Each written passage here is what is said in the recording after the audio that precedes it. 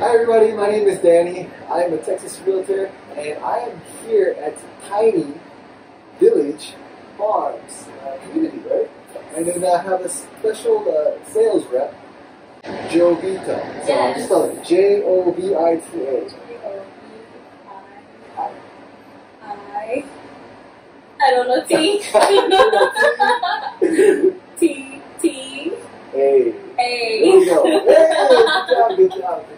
So I'm so happy that I can get this chance to actually meet with you and talk with you and just kind of find out more about this community because it's really interesting. I kind of just happened to drive by and I was like, oh, tiny home community. What's that? And like organic farming and community based. I was like, oh, that's pretty neat. So can you just let us know about when this community was established? So we started in 2018. That's when our first home was actually installed here, and our first residents moved in, and they moved on the what we call the Founders Club side of the property, which is where we started with this whole project, kind of see and test out how it would do, tiny homes in Austin, and it did really great. So then we extended on the other side of the property, which is what we call the farm side. The farm side of the property is divided in phases. So you have phase 1, 2, 3, and 4. Phase 1 is what we currently are done with right now, and we're now doing reservation for phase 2 and 3. So phase 2 and 3, we're developing the lots. It should be done this year. And then we should have our first residents moving into those phases next year in March for phase 2, and then the summer of next year for phase 3. And then phase 4 will be whenever phase 2 and 3 is done, so probably around 2023, 2024. So that's what we're hoping to be completely done with our community. We're going to have a total of 170 homes. We currently have 70 right now, so we'll have 70 homes to go. On top of the homes, we are in agrihood. I know you mentioned about the farm.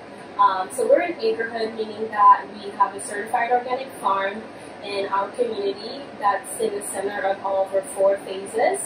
And then we also have a bunch of different raised bed gardens in our community as well. And that's stewarded by our gardening club. So if you want to be part of our gardening club and volunteer with us, you're able to do that, and they're in charge of all of our edible landscaping, which is our fruit orchard. They're in charge of the spiral garden that we have. They help the farmers. They take care of our resident garden, of our composting program, and everything having to do with gardening and farming here. Everything is volunteer-based, but it's stewarded and guided by our farmers, which are Aaron and Skip. Thank you. So if we can take a moment to talk about the tiny homes themselves, how big are they? They differ in size and land depending on the home. So some homes will be longer, and some homes will be wider but shorter. So it just depends on the floor plan. And on our website, if you go on villagefarmaustin.com and you click on View Our Homes, each home should have a floor plan, and it goes into detail of what the home is like, the different appliances and finishing touches and options that the home has. And you could also see it, and it also tells you the dimension of the home. But all of our homes are going to be 399 square feet. And that's just the basic floor, and so that doesn't count a loft. No, exactly. So the loft that we see here, it's just extra added space. So the $399 is literally just from where the bathroom starts to where the end of this living room ends. That's pretty much it. So the patio is not included. And so some of them will have the patio, which doesn't count towards the $399. Exactly, it doesn't count towards the $399. That's really nice. I mean, with the patio, it definitely helps give more space, and you feel like you have an outdoor space, and you can enjoy. What are the kind of people who move here? Are they typically younger people? Are they retired people? what is it like? Yeah, we have a really nice mix and diverse demographic as far as like age-wise go. As far as ethnicity go, we're getting there for phase 2 and 3. Phase 1 was still more of like an experience, so we had the courageous and the brave people that went and jumped into it. But now that it's becoming a bit more popular and people are seeing it and the community is growing, we have a lot more like a mix and more of a diverse ethnicity coming in. But as far as like age-wise go, we have everything from millennials to retired here, which is so cool. It's so nice.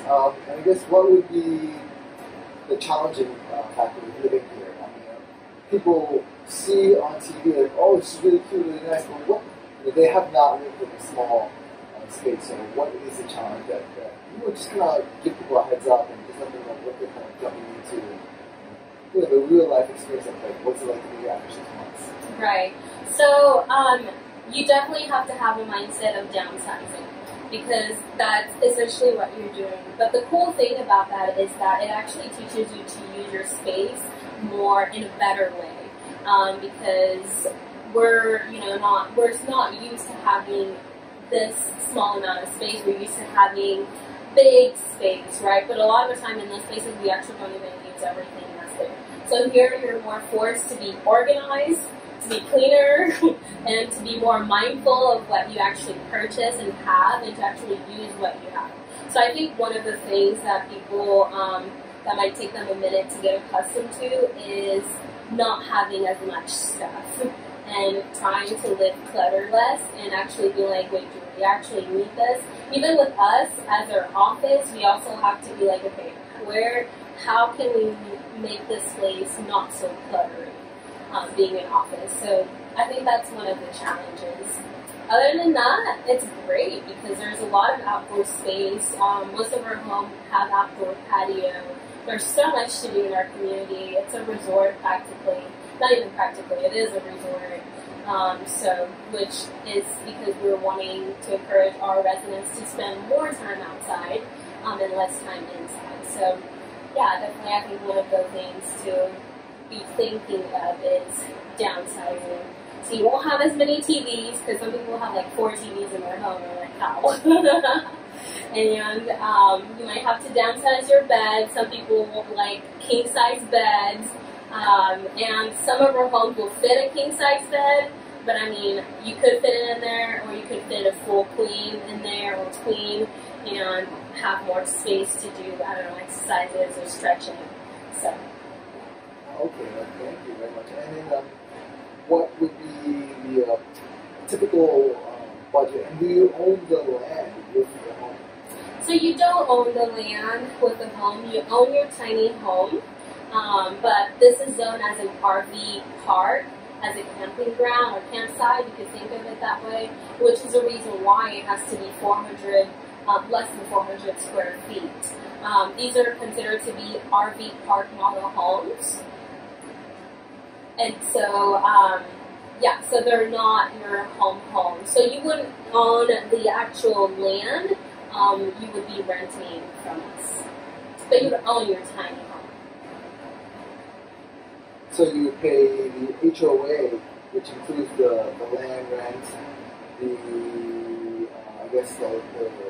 landscaping, the amenities, which would be... We have 2 pools. We have a jacuzzi, we have 2 fitness centers, we have a bunch of cluster parks, and we'll also have more on the farm side as well, like outdoor kitchen center, outdoor fitness center, resident gardens, lawn chairs, fire pits, game areas. We also have 2 allocated community center for residents, so for events or birthday parties or soirees, whatever it is that we it would be in the tiny house, right? Yeah, Exactly. So you could just reserve it for free. It's included into your community fee. We have 2 of those. One of them is huge. It has an arcade room in it, a huge kitchen that's bigger than your tiny home, and lots of coffee tables and rooms and stuff. So we have quite a bit different amenities. So Your community fee or management fee will take care of all of that, and also your landscaping, your land rental, a courtesy trash pickup 3 times a week. We'll pick up your trash. You just set it outside of your curb and we'll pick it up. That is really nice. And what is that community fee? On the Founders Club side, it's $6.25, and that includes cable, TV, and internet. And on the farm side, it's $700. And that also includes. That doesn't include TV or cable TV or internet. So you would have to just get that installed. So we have the Spectrum line installed. You would just call Spectrum and set up your own account with them. That's great. And electricity would be water that will all be set up by yourself. It's through the city of Austin. We would set it up for you. So each lot are sub-meter. So basically, you get charged what you use. So every time you flush or turn on water or shower, that goes into your meter, and every time you turn on the light or off, it goes into your meter and will charge you. So the city of Austin will charge us, and based on the lots, we have the sub-meter. We'll look at it and charge you what you use. And usually it averages like anywhere from like $30, $40. It's not expensive. For electricity. Yeah. So and for like water, it may be 20, 5. It just depends on your usage, but most people don't spend more than $100 for both their electricity and water. That is really nice as well. Yeah. So yeah, just kind of downsizing. I mean, what I see is that it's really great with being close to the city. Yeah. And really forces you to just get rid of stuff, and it kind of helps you transition to actually maybe living the RV life, right? Yeah. Actually traveling around. Now, if someone were to take maybe a year away, could they rent out their home? So on the Founders Club side of the property, we are able to do that because our rules and regulation, when we first set it in 2018, did not say that you were not able to do that, and people purchase their home with the intention of doing that. On the farm side, though, we have omitted that rule, so you are no longer able to do that. And the reason why is because it takes away from the charm of the whole community, because we want people to have community with their neighbors and to know their neighborhood. So having people in and out all the time kind of takes away from that, and there's a disconnect. So on the farm side, we've kind of said no to Airbnb or long-term rentals or any sort of rentals. So it should only be family, and it's allowable to like immediate family, but not allowed to cousins. Yeah, so I mean, if your family come over and, they want to stay in your tiny home, why not? I don't think there would be a problem because they're your family, and as long as you explain to them the rules, and they'll be more respectful because they know you live there. But if you have someone, from somewhere else coming in, usually most people aren't really mindful of another person's space or the area around them, especially when they're visiting. So that's what we're trying to avoid. Thank you so much. I think you've answered all my questions. If anybody wanted to contact you, I'll just put down your email with you and Rebecca. So Juanita. Yes, how is it? J-O-V-I. I think he's the I. T-A. There you go. Thank you so much. Of course.